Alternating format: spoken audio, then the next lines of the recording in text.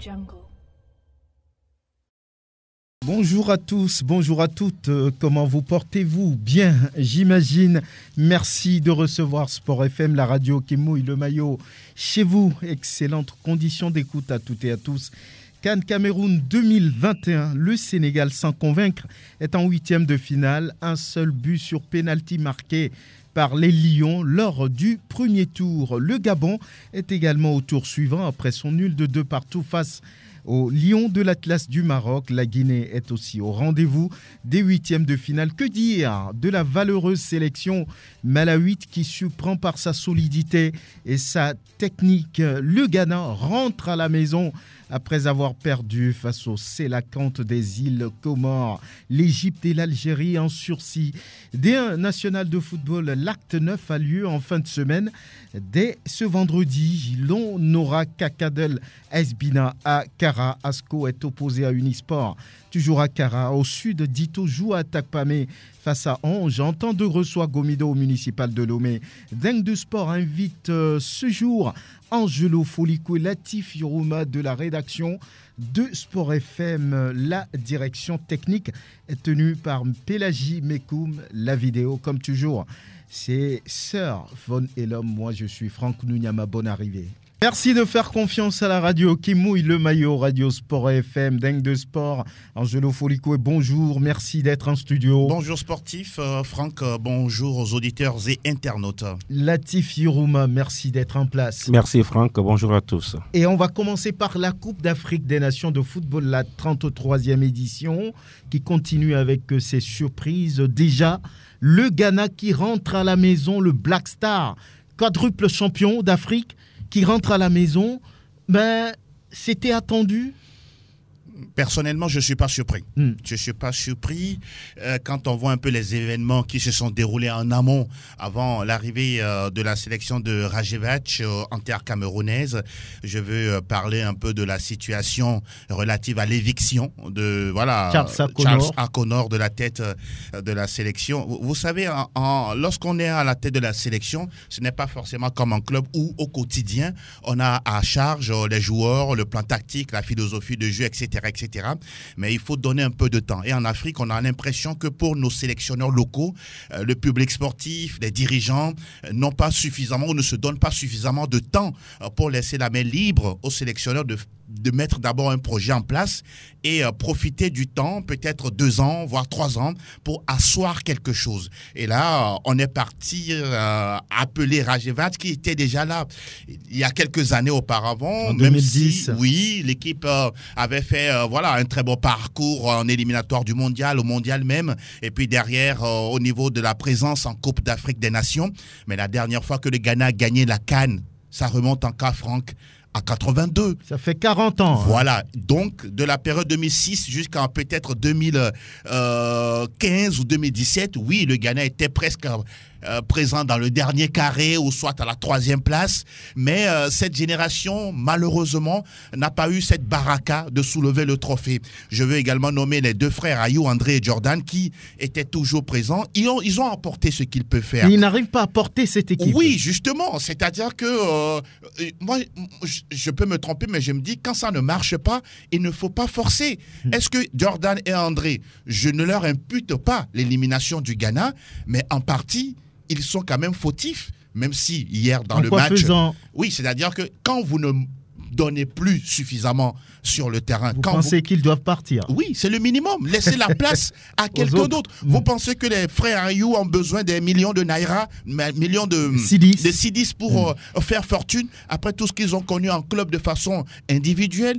Seulement, aujourd'hui, pour également reconnaître une chose, le Ghana, son football ne produit plus de grands joueurs. Avec l'affaire de Kwesi Nyentekhi, entre-temps embarqué par cette affaire de corruption, on a vu que le championnat était presque plongé un tout petit peu dedans. Et donc, je ne voyais pas cette équipe du Ghana aller loin, même si hier, je reconnais qu'elle a affiché un véritable caractère en jouant à 10 contre 11 face aux Comores, mais au finish, le résultat, il est là, un petit point sur 9 possibles. Le Ghana rentre à la maison, renvoyé à ses chères études simplement. Beaucoup parlent de catastrophe, beaucoup parlent aussi de tremblement de terre. Le Ghana dans un groupe comme celui du Maroc, celui du Gabon, des îles Comores, les yeux fermés, on dira que le Ghana devrait passer. Qu'est-ce qu'il se passe? Oui, personne n'a rien compris. Écoutez, oui, on sait que le Ghana n'est plus véritablement ce pays de référence par rapport à tout ce que Angelo a eu à dire.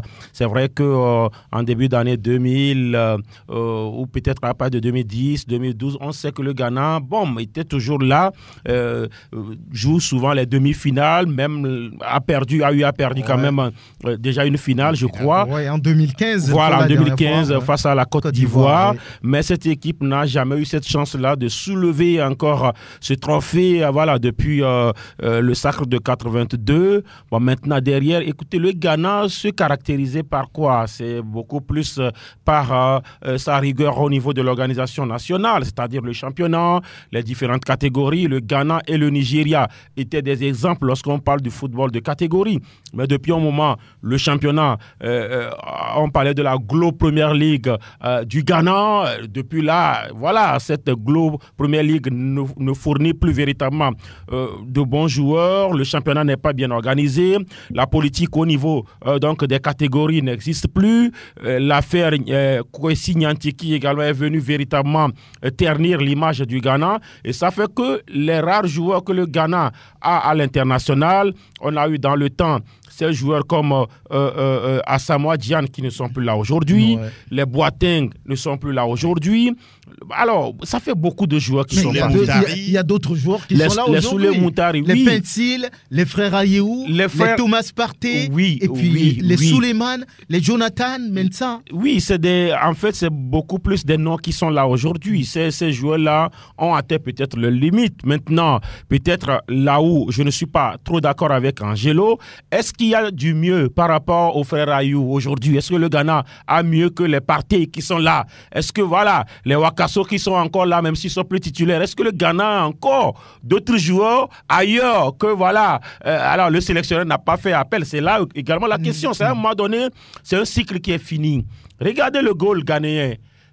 Les buts, il n'est pas sans reproche sur les buts que le Ghana a pris, par exemple, hier. Alors, vous pensez que Kingston, avant, devrait quand même faire ses fautes de main, ces erreurs-là? Je pense, donc, aujourd'hui, il faudrait peut-être dire que c'est la fin d'un cycle.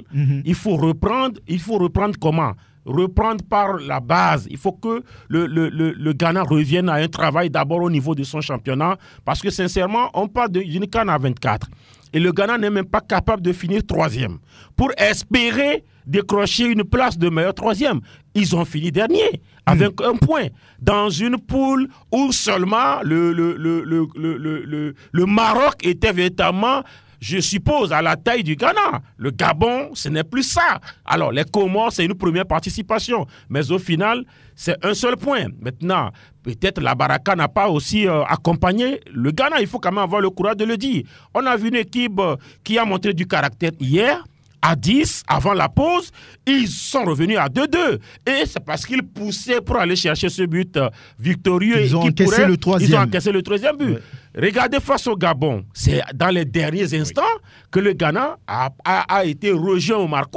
Le Ghana était en train de faire la différence. Face au Maroc également, il a fallu une erreur défensive dans les 10 dernières minutes, sinon dans le money time, pour que le Maroc également passe devant. Donc, ce ne sont pas des excuses, c'est la fin d'un cycle. Il faut peut-être trouver autre formule, remobiliser la troupe au niveau même de la Fédération ghanéenne de football, refaire une politique aujourd'hui, et peut-être dans je ne dirais pas au Cameroun. La CAN prochaine vient très vite, c'est en 2023. En Côte d'Ivoire, c'est peut-être Est-ce qu'ils ont le temps? Peut-être en Guinée, 2025. Mais le Ghana va se qualifier pour la prochaine CAN. Oui, ils vont se qualifier, mais cette qualification peut-être fera partie de ce nouveau départ-là pour véritablement aller à la conquête d'autres trophées, peut-être à partir de 2025. Voilà, parlons un peu de cette équipe qui a fait, on va dire, tomber le Ghana. Les îles Sélacantes les îles Comores, les Sélacantes des îles Comores, voilà, j'y suis arrivé. Voilà, et cette équipe n'a peur de personne. L'entraîneur Amir Abdoul a dit avant même le match, c'est une finale pour nous, nous ferons tout pour battre un Ghana en doute. Et ils l'ont fait. Les Sélacantes, le Togo connaît bien cette sélection. Il avait dit la même chose à Claude Leroy. Et il l'a fait. Il l'a fait aussi. Il l'a fait. Et pour nous, ça reste en tout cas un mauvais souvenir. Voilà. Pour beaucoup, voilà, le Togo devrait être à la place des Comores.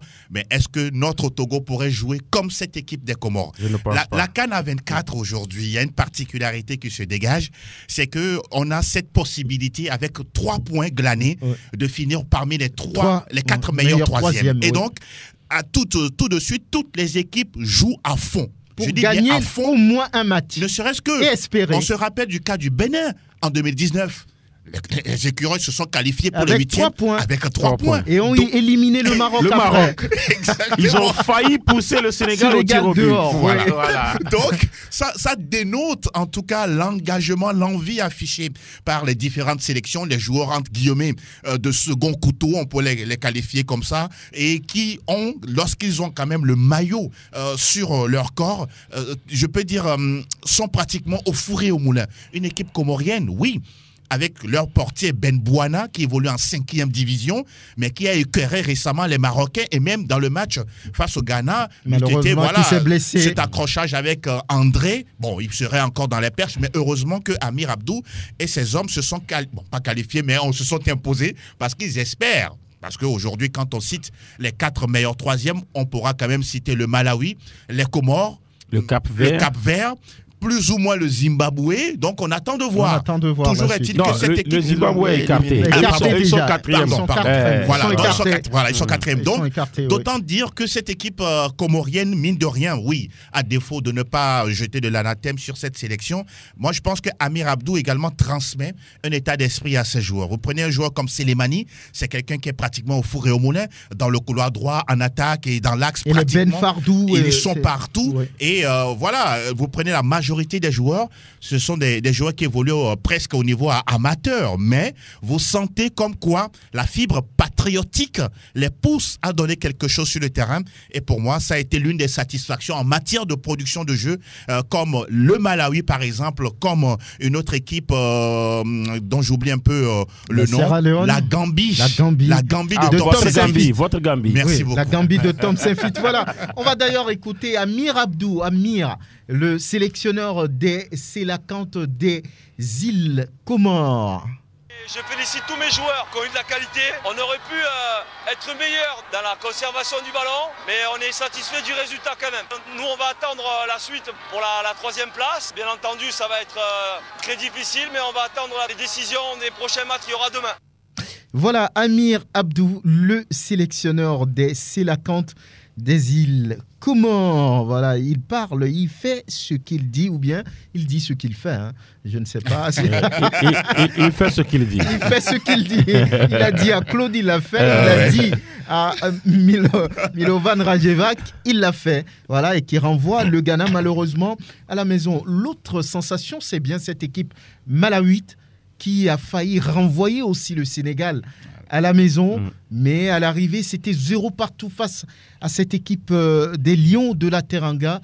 La sélection, les Flames du Malawi, tiennent bon et peuvent être au 2e tour. Oui, parce qu'ils sont 2e ex-aequo. Voilà, et donc malheureusement 3e. Ils ont été battus par la Guinée. Ils ont été battus par la Guinée, ils sont 3e. Et je crois avec 4 points, ils devraient être à 80%, en tout cas être éligibles pour les 8e de finale. Alors, c'est seulement face justement à cette équipe de Guinée que les Flames ont perdu donc, sur ces matchs-là. Vous avez vu, ils ont failli même battre le Sénégal. N'eût été cette décision controversée selon moi de la VAR ou du VAR, camerounais. Voilà, qui a décidé quand même de siffler ce penalty, mais qui a été donc, je ne sais pas comment dire, il a été rattrapé par justement les arbitres, ses collègues de la cabine technique qui officie donc le VAR. Et pour moi, c'est une équipe qui mérite véritablement d'être au 2e tour. Lorsque vous finissez 4 points derrière le premier qui a 5 points, le Sénégal. Ouais. Lorsque, par exemple, vous marquez le même nombre de buts après 3 matchs que le premier, le Sénégal, lorsque vous arrivez quand même à accrocher le premier qu'est le Sénégal, parce que 0 but partout au final, je pense que cette équipe mérite d'aller loin dans la compétition. C'est une équipe également que le Togo connaît très bien. Très bien. Donc c'est des pays qui ont travaillé, qui travaillent, qui continuent de travailler. Et donc, par rapport à ce que nous sommes en train de découvrir à la Coupe d'Afrique des Nations, que ce soit en 2019 avec les Mauritanie, avec d'autres équipes, Madagascar, oui. Et ce que nous sommes en train de voir également par rapport à 2021, qui se dispute en 2022, je crois véritablement que c'est des leçons pour nous, en tout cas Togolais, qui sommes aujourd'hui dans le rôle de spectateurs. Véritablement, on travaille déjà, mais sincèrement, on n'est pas encore à un niveau. Il faut véritablement continuer à travailler. J'espère que Paolo Duarte et son staff sont en train véritablement de suivre minutieusement et religieusement la Coupe d'Afrique des Nations. Oui, l'arbitre camerounais Blaise Youen Ngwa qui a refusé un penalty au Malawi. Vraiment, c'était véritablement... En fait, est-ce que c'est lui qui a refusé? C'est la VAR. Sinon, il a sifflé. C'est quand même une forme... Il a sifflé. Ça frise après, un peu. Il refuse. Eh bien, la VAR. Ça frise un peu de l'injustice. Oui, vraiment. Ça frise un peu de l'injustice. On se rappelle de ce match Égypte Guinée-Bissau, oui. Avec ce magnifique but marqué de l'extérieur de la surface. Mais puis voilà.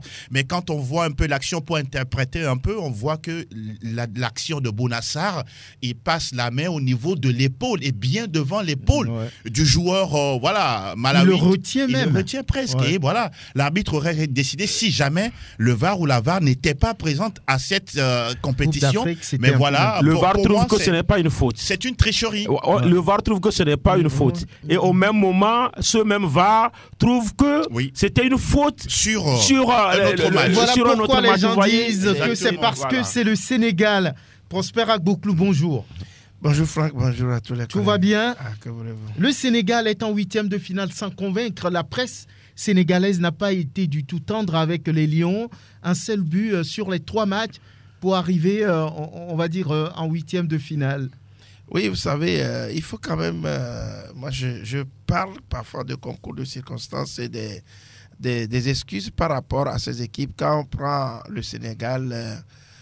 c'est une équipe truffée d'internationaux qui jouent tout le temps, qui ont toujours des temps de jeu, qui sont dans les compétitions à tout moment. Ils sont fatigués, voulez-vous dire? Pratiquement, moi je dirais tout simplement, il y a une gestion, je dirais, de l'énergie par rapport à la compétition, parce que c'est une compétition. Quand vous prenez par exemple des joueurs du Malawi, de la Sierra Leone, comme on appelle, de la Gambie, ce ne sont pas des gens qui jouent au très haut niveau, qui capitalisent quand même des ressources, des énergies, qui fondent leur esprit rien que sur la compétition pour se faire vendre. C'est mieux d'aller à la CAN avec des joueurs locaux?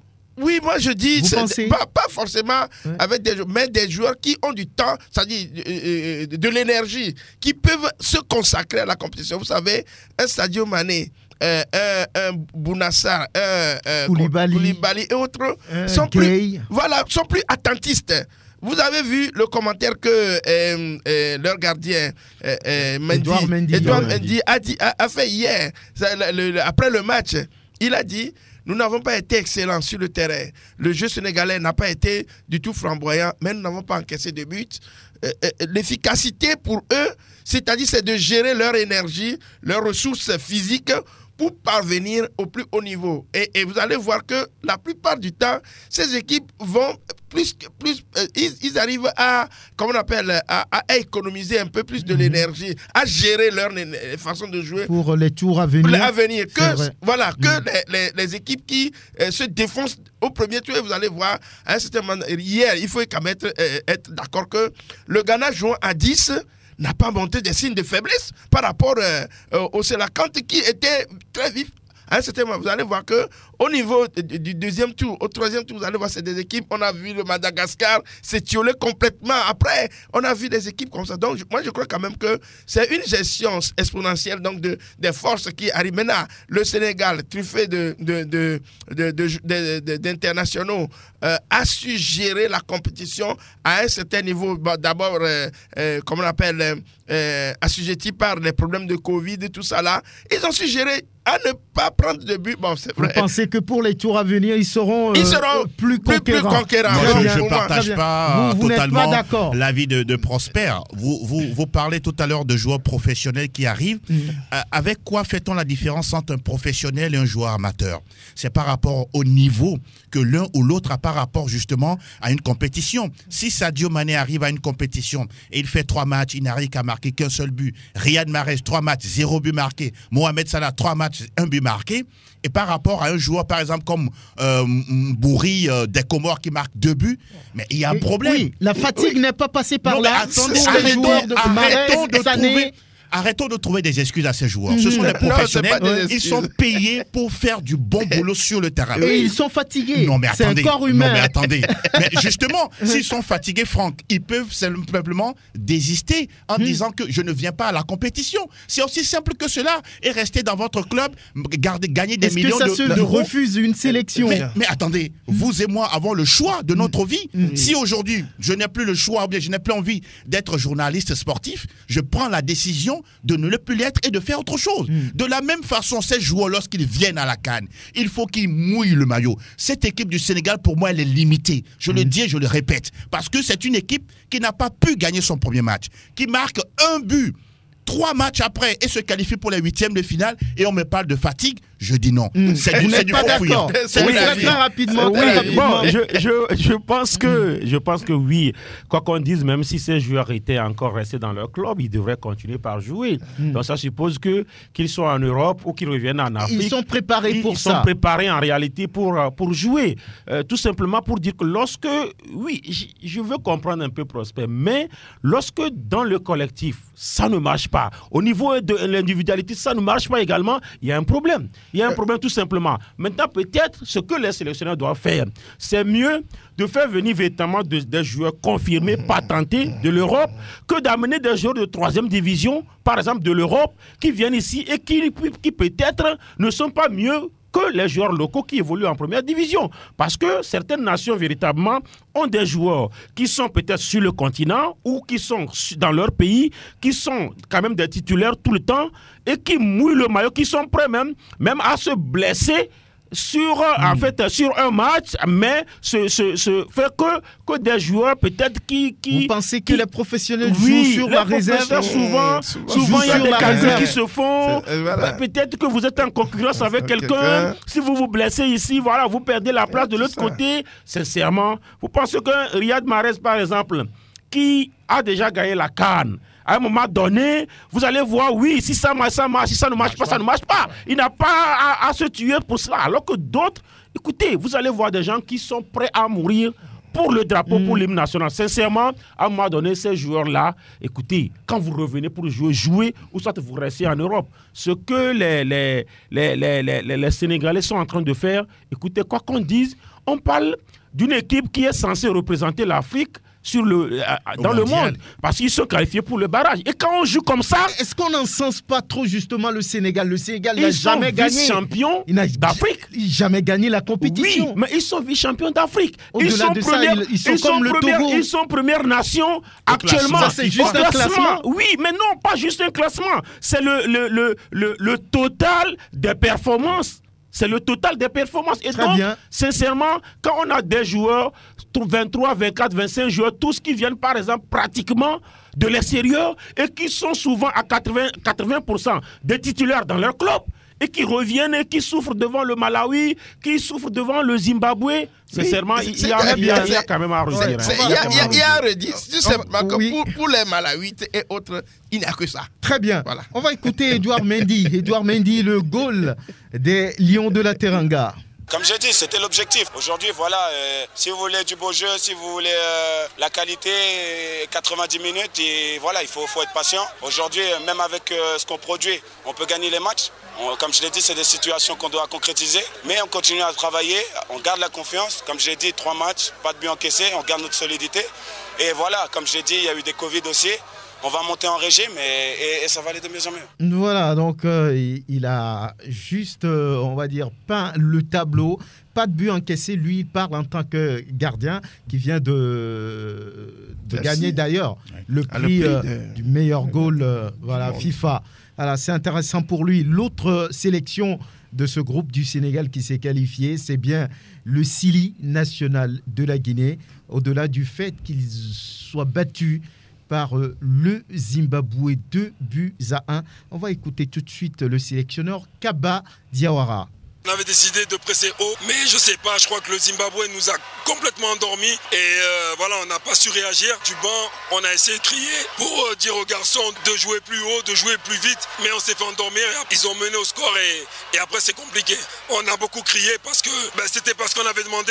Après on a réagi, on a sorti un joueur, on a essayé de modifier un petit peu les plans, mais quand on perd 2-0 à la mi-temps, c'est vraiment compliqué. Il a voulu aller voir l'arbitre, il a pris un second jaune. Voilà, c'est le foot.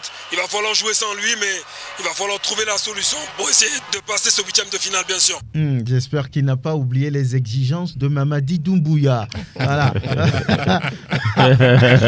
C'est important, souligner. Voilà, oui, c'est important. Oui. Voilà. Et la Guinée en huitième de finale sans son meilleur joueur, Naby Keita, qui prend presque un carton bête. Hein. Oui. Vous savez, c'est aussi ça le piège qui guette les stars, les joueurs stars, où vous avez peut-être dans votre sélection ce brassard de capitaine, au même moment cette étiquette-là de meneur d'hommes, de leader, et voilà, en voulant trop contester face à Madame Salima, qui est la première femme arbitre. En tout cas, c'est une première dans l'histoire de la CAN. Il faut quand même saluer ça. Voilà, elle n'a pas hésité à lui brandir un jaune, et voilà, qui suspend de suite Naby Keita. Ce qui est quand même intéressant, c'est une Guinée dans le fond du jeu. En tout cas, c'est une équipe intéressante. Donc, même sans Naby Keita, les José Kanté, Isiaga Silla ou soit Ilex Moriba peuvent pourquoi pas essayer. Maintenant, ça dépendra sur qui on va tomber en huitième de finale, parce que là, c'est un coup KO. Si jamais la Guinée n'avait pas remporté son match, par exemple, face au Malawi, ce match perdu hier face au Zimbabwe, alors là, Kaba Diawara et ses hommes seraient peut-être en train même de faire leur valise. Donc, pour la Guinée, la suite, on va la suivre de très très près. De très très près. Donc, le Sili et les Lions de la Teranga qui se qualifient avec, on va dire, sans la manière. Oui. Mais l'essentiel est fait pour ces deux sélections. Ils sont au deuxième tour et on va parler maintenant d'une sélection qui fait du jeu, qui joue avec volonté. Je voudrais parler du Gabon sans Pierre-Emerick Aubameyang et puis Mario Lemina. Ils sont partis, mais remplacés valeureusement par Jim Alevina et puis Boupenza qui fait le travail. Le Gabon, avec le jeu déployé face au Lion de l'Atlas, se positionne comme, on va dire, un sérieux challenger. Oui, le Gabon a bien fait, en tout cas, de battre les Comores. C'était déjà bien de battre les Comores, puisque dans cette poule-là, j'ai envie de dire que c'était les petits poussés, le Gabon et puis les Comores. Et puis devant, il y a le Ghana et puis le Maroc. Ils ont bien fait donc de battre les Comores. Mais là où le Gabon s'est beaucoup plus mis à l'abri, c'est véritablement son match nul face au Ghana. Donc, déjà avant la troisième journée, les Gabonais savaient que même si ça ne passait pas pour une qualification directe, ça pouvait le faire pour une qualification, en tout cas pour meilleur troisième. Et donc, comme un bonus, voilà, ils ont mené les débats face au Maroc.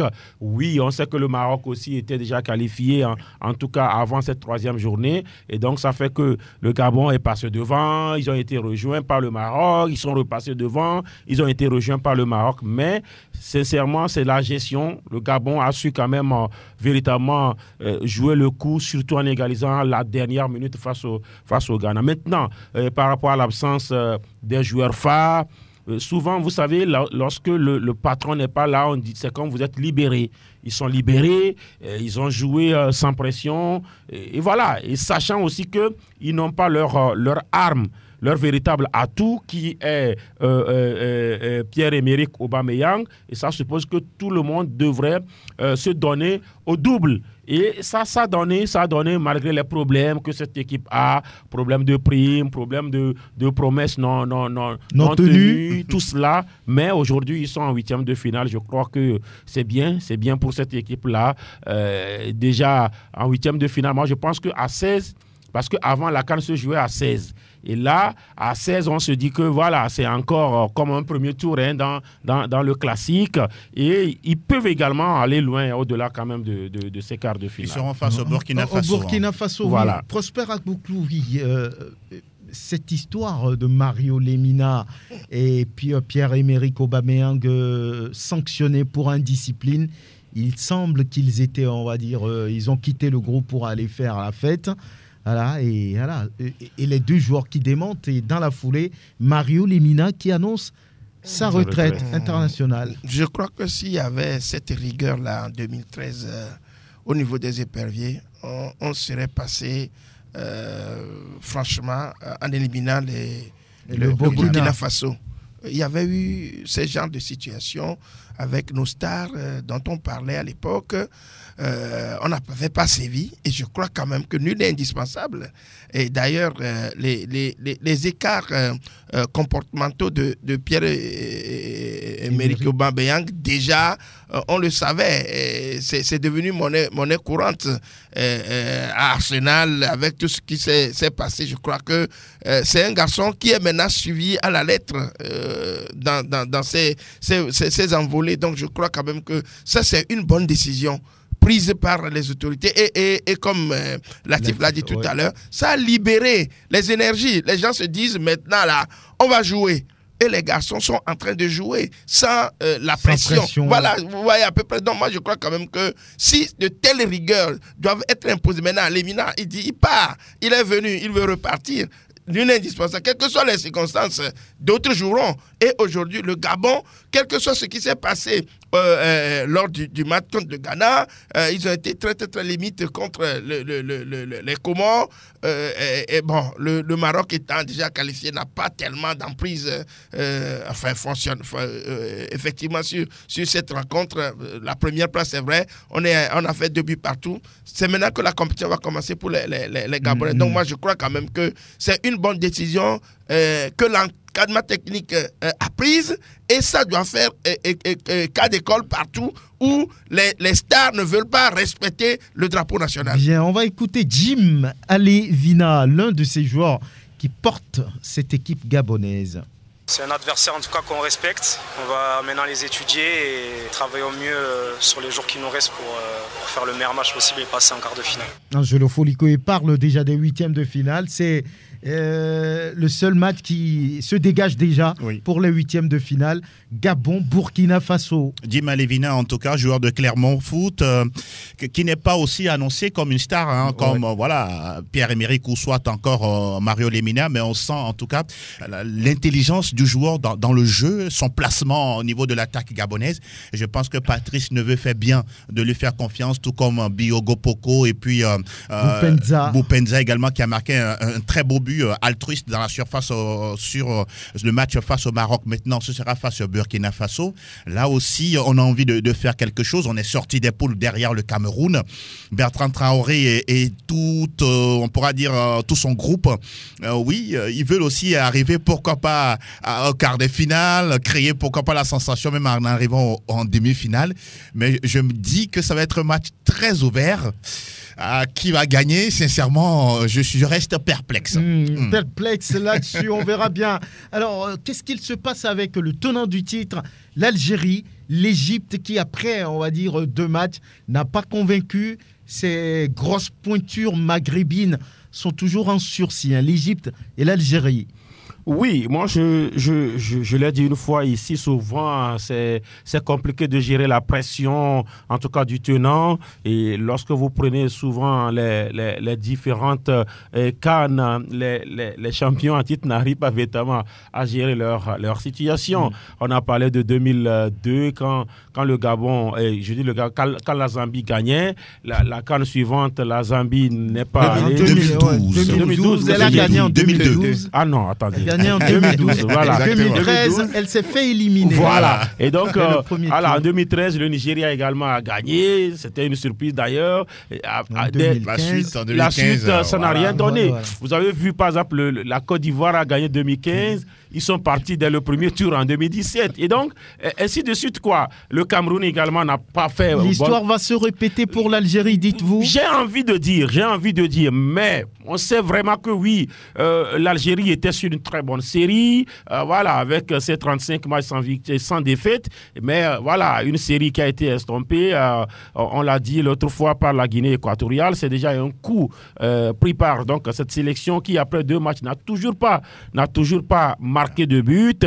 Les sorties également qui ne font pas l'unanimité par rapport à Djamel Belmadi qui souvent est trop excité, agité. Je crois que tout cela n'aide pas cette équipe algérienne. Maintenant, ajouter à la détermination de toutes les nations qui sont arrivées, écoutez, ça sera compliqué. Maintenant, l'Égypte, oui, l'Égypte n'est plus l'Égypte. L'Égypte, même à la maison, a été renvoyé dès les huitièmes de finale, lors de l'édition 2019. Et là, lorsqu'on voit tout ce qui accompagne la prestation de cette équipe égyptienne, oui, Mohamed Salah a réussi quand même à marquer ce but-là l'autre fois, mais alors l'Égypte peut encore espérer, même par un match nul, passer au deuxième tour. Maintenant, la suite, ça va donner quoi? Avec le jeu que produit cette équipe égyptienne, qui également a perdu son identité. On a parlé du Ghana, mais écoutez, l'Égypte, c'est beaucoup plus le socle local, le cru local. L'Égypte, c'est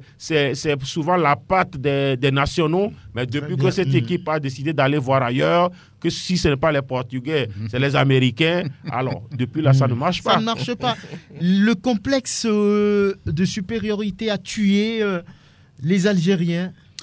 Est-ce que Belmadi... Il pensait être au-dessus de tout le monde? C'est une possibilité, surtout dans la tête, parce que quand on prend les individualités côté algérien, sincèrement, sur la feuille de match, avant même le début d'une rencontre, nous, en tant qu'observateurs, nous pouvons leur donner l'étiquette de favori. Maintenant, la réalité tout autre, on est en football, c'est sur le terrain. C'est sans compter ce que l'adversaire va mettre en place comme système de jeu.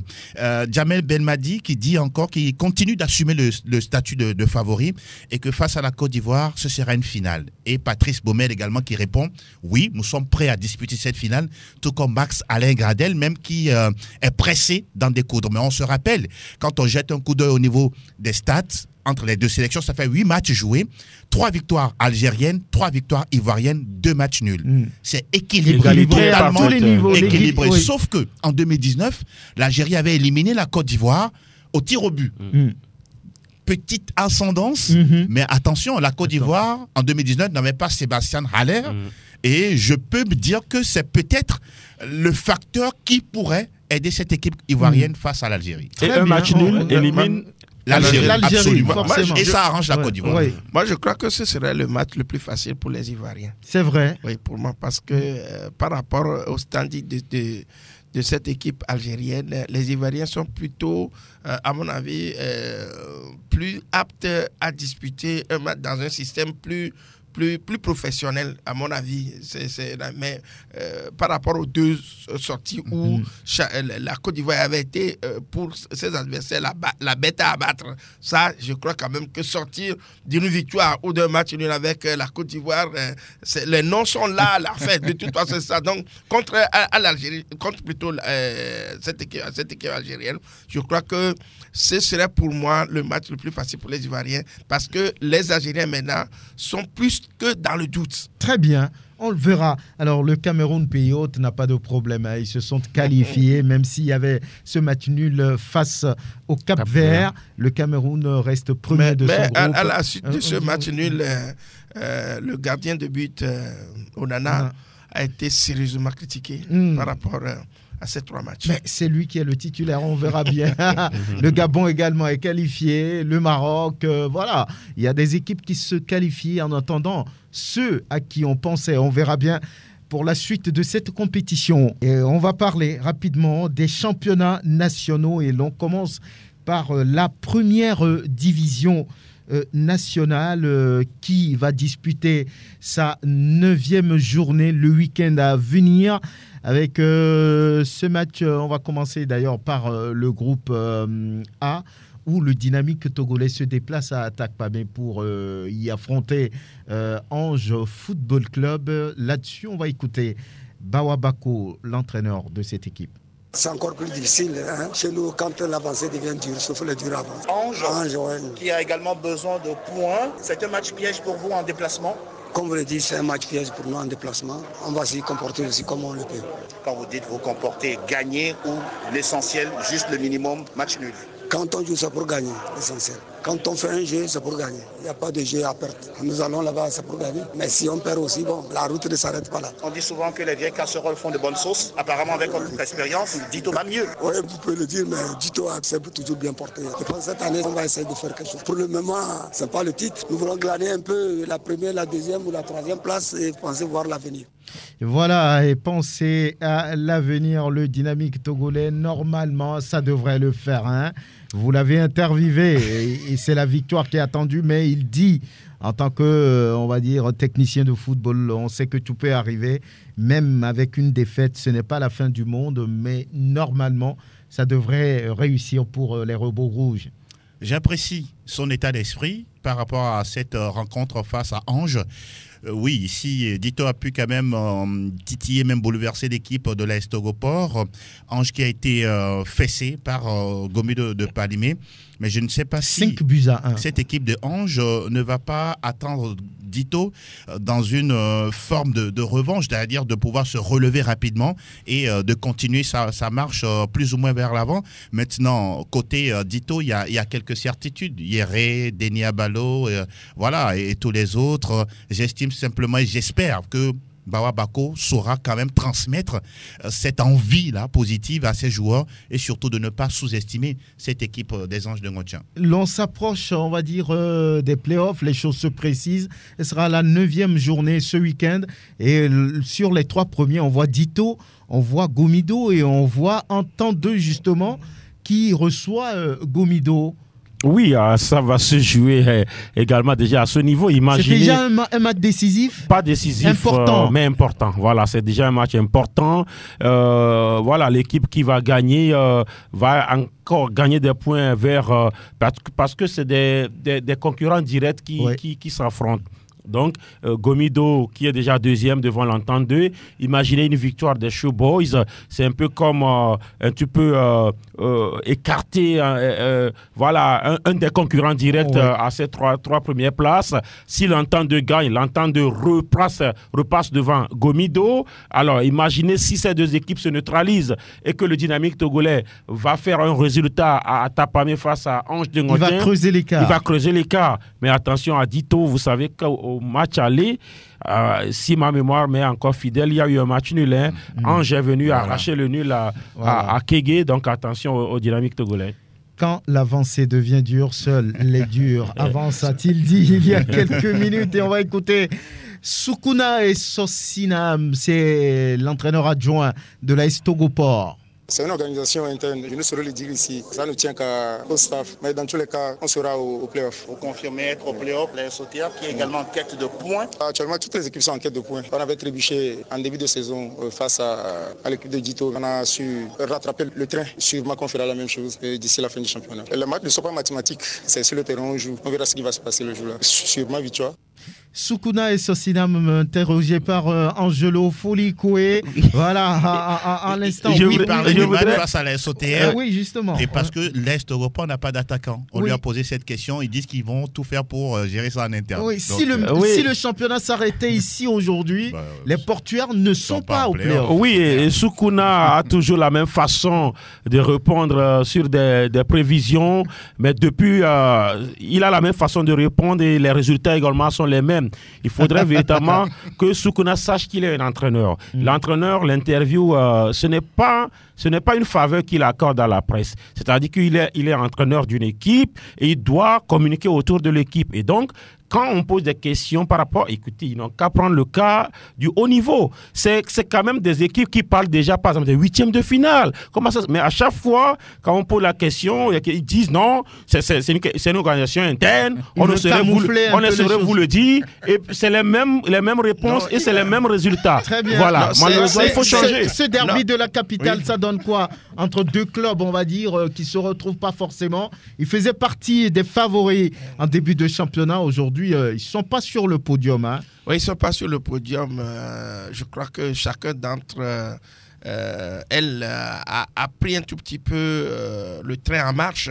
On a vu cette équipe de la Ciotière qui normalement avait perdu les points à Palimé contre Kotoko d'entrée de jeu et qui a égratigné un jeu après, mais sur la suite c'est des matchs nuls et puis des défaites qui ont suivi. Elle avait tenu Dito en échec, c'est vrai, mais par après Gomido également, mais sur la fin la Ciotière n'a pas été du tout convaincante parce que d'abord il y a aussi la pression. Moi je me rappelle donc de la descente dans les arènes de M. Badiassem lors du dernier match qui était là pour vous. Je crois quand même que il y a certaines choses qui peut-être moi déteignent sur le comportement de l'équipe. Il y a trop de pression, c'est vrai. Est-ce que la Ciotière, à la mesure où il estime prendre ce championnat, est-ce qu'on a mis vraiment les moyens? Est-ce qu'on a les joueurs qualitatifs pour pouvoir animer ce championnat-là, pour être champion? Moi, je crois quand même qu'on ne peut pas surfer sur des détails pour juger de la forme donc, de l'équipe. Le championnat, c'est une course de fond. Il faut avoir les athlètes nécessaires pour pouvoir arriver à le faire. L'Est Gopor est parti ramener son ancien entraîneur Brema Traoré. Bon, pour quel objectif?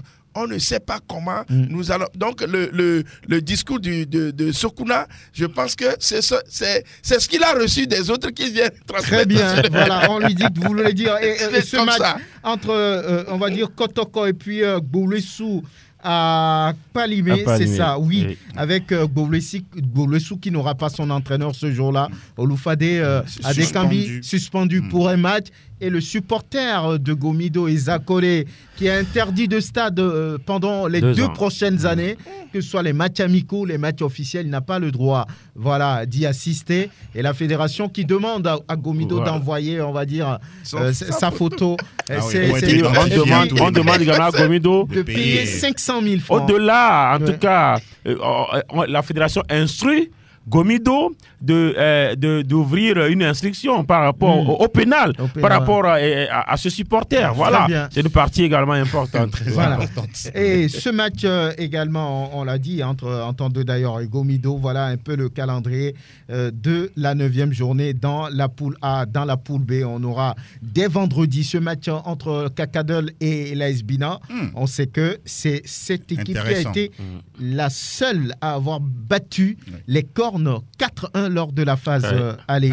Mais les tendances sont inversées maintenant. Maintenant, on verra bien. C'est pas encore gagné. Dans la même condition, Asco sans problème devrait passer devant, on va dire, Unisport. Ce sera dimanche à Cara. Et puis Semassi, en quête de points, joue contre un club en avancée. En avancée. Non, c'est dimanche. Entre Asco et puis Unisport. Non, je parle de Semassi. Semassi joue également, on va dire, samedi. Oui. Contre Ifodje. Voilà. Ouais. Et les matchs de ce groupe commencent vendredi avec ce match entre Kakadel et Bina. C'est deux poules mortes qui se tirent. Je crois que ça sera à Palimé. Oui, ce sera à Palimé. Semassi, Ifodje, c'est deux poules mortes qui se tirent. Oui, mais la peur est plus du côté d'Ifodje. Oui, mais bon, on a Maurice Noutoudien, le faiseur de miracles. On verra. Peut-être, pourquoi pas. C'est le Pascal Duprat. On sait que Sébastien est en crise. Vous savez que le coach de Sébastien lui-même il a pris Sébabi. Est-ce que c'est la clé des chats? En tout cas, il a démissionné tout simplement. Donc... Voilà, en D2 ce sera à l'acte 7. On aura Maranatha USA Bandi, Arabia à Gaza à Hahoto. Et pour la première fois, cette installation va accueillir un match. Étoile filante. C'est la deuxième fois, je crois. Ils ont déjà joué. Ils ont déjà joué là-bas. Voilà, Étoile filante joue contre la JCA. Le leader, ça devrait passer pour le leader, mais attention. Oui. Espoir Tambo. Et puis, dans la zone nord, on a le CDF Aknour qui reçoit Doumbé Apagouda Fouadan, le leader de ce groupe B. accueille Bunja à Mango, Agoua, Fukba et puis Koroki, Bikinti. On aura l'occasion de revenir sur ces différentes affiches. Latif Yorouma, merci d'être venu. Angelo Folikoé, Prosper Agboklou, merci. Et Lomadovon, merci. Pélagie Mekoum, à très bientôt.